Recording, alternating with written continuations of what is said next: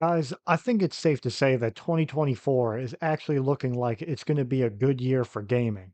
And while the year got off to a rocky start in game development, we've already seen some breakout hits. And it looks like this coming month is going to drop even more certified bangers, with quite a few titles I'm looking forward to getting into.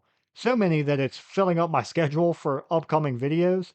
So I decided to make this one just to tease a bit what might be coming up review wise and to give a brief summary of the games I'm most looking forward to. So let me know after if you'd like to see more of this kind of video, and stay tuned to the end for quite possibly the most exciting announcement for a lot of us OG gamers that grew up playing games in the early 2000s. But without further ado, let's jump into the top 5 games coming in March of 2024.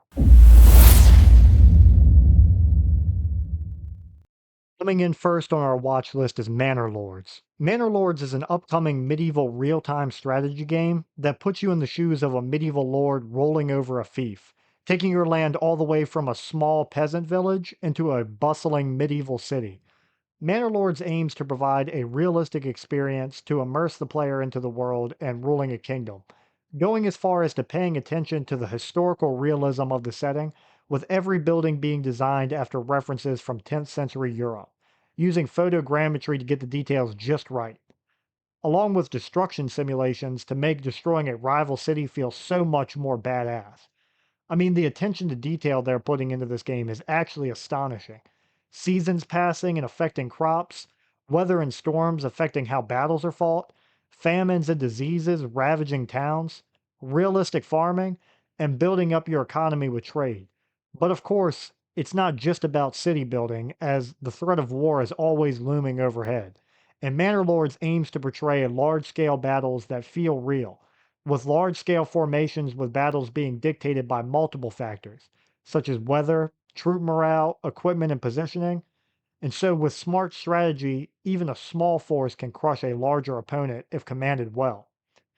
Along with this, they also promise cavalry, fortifications, gunpowder, and siege engines are in the work, and they will appear in the final game.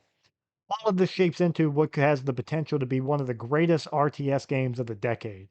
And being a big Age of Empires fan, I've been craving a new medieval RTS, so I'm excited to jump into this on release and see if it can take the long-held throne. Which at the time of filming this, the release was pushed to April 26th of 2024, and it will be released on Steam and Xbox. Next on our list is Dragon's Dogma 2.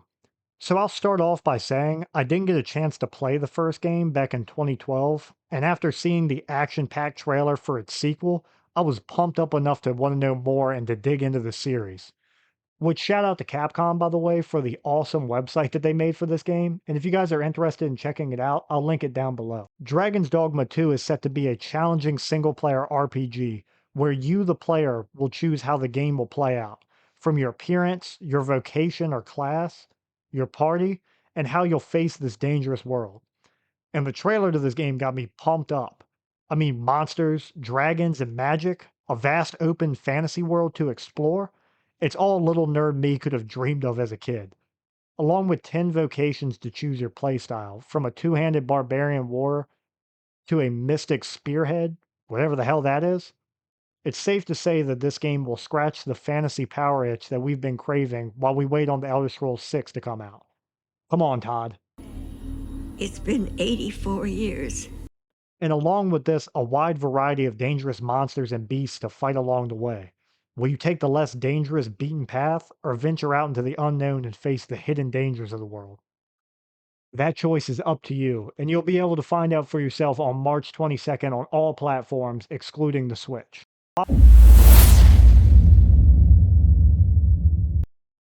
While we're on the theme of action RPG adventures, coming up next is The Rise of Ronin from Team Ninja Studios and Sony Interactive.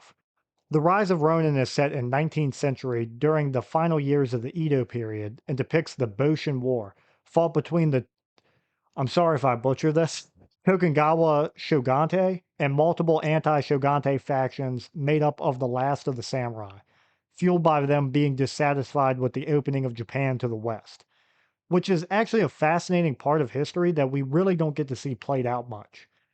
with the choices you make along the story affecting the outcome and the world around you. Along with a fascinating story and setting, the gameplay looks awesome as well, featuring combat with katanas and early firearms, and being able to use grapples and gliders to traverse the open world. The game also offers a 3-player multiplayer mode to enjoy the experience with a group of friends.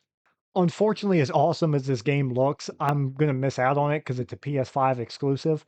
So I'm gonna have to rely on my PlayStation friends to let me know your experience with this game, which is going to be released on March 22nd for PS5.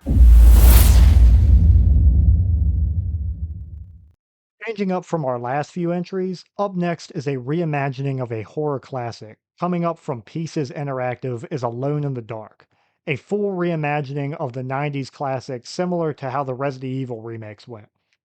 Alone in the Dark puts you in the shoes of investigators Edward Carnby, played by David Harbour from Stranger Things, and Emily Hartwood, played by Joni Corner, and will feature a single player narrative set in the 1920s as you investigate Darceto Manor, a home for the mentally ill, to investigate the disappearance of Emily's uncle, Jeremy Hartwood.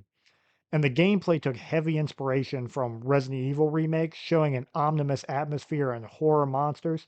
And as a huge Resident Evil fan, I personally cannot wait to get my hands on this.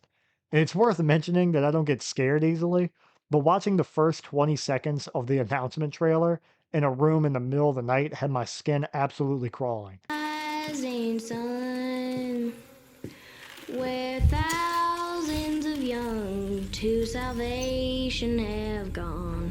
Oh God, she knows I'm one. Definitely going to be getting into this in the near future when this game releases on March 20th. Well, our last one on the entries, the one I'm most excited for, and such a classic that it can go without saying the name, but I'll give you a hint. Trooper, this is a real battle. That's right. It's Star Wars Battlefront, the classic collection. Guys, when I heard this was coming, I actually couldn't believe it. But when I went and checked it out, I actually jumped out of my chair and started calling up all my friends, letting them know the big news that Battlefront is back, baby. Bringing back both Battlefront 1 and 2 rolled into one. All our favorites are coming along with it with the return of Galactic Conquest, both campaigns, and jumping into that instant action, along with a few new additions as Battlefront 1 is getting the bonus map of Jabba's Palace, and Battlefront 2 getting Bespin, Rinvar, and Yavin Arena, along with 2 new heroes, Kit Fisto and Asajj Ventress. And as an added bonus, Heroes versus Villains is going to be available on every map, not just Mos Eisley. And the cherry on top, quite possibly the most exciting news, is it's finally going to be able to be played online again. So get your whole group of friends together as it's supporting 64-player multiplayer battles. Guys, I can say that this is an actual childhood dream come true, and I'm going to be there on release March 14th. If you guys want to be a part of that with me, I'm launching a new Discord. I'm still a very small YouTuber, so if you guys want to join in, I'm planning some game nights coming up, and I'm starting with a Star Wars Battlefront game night.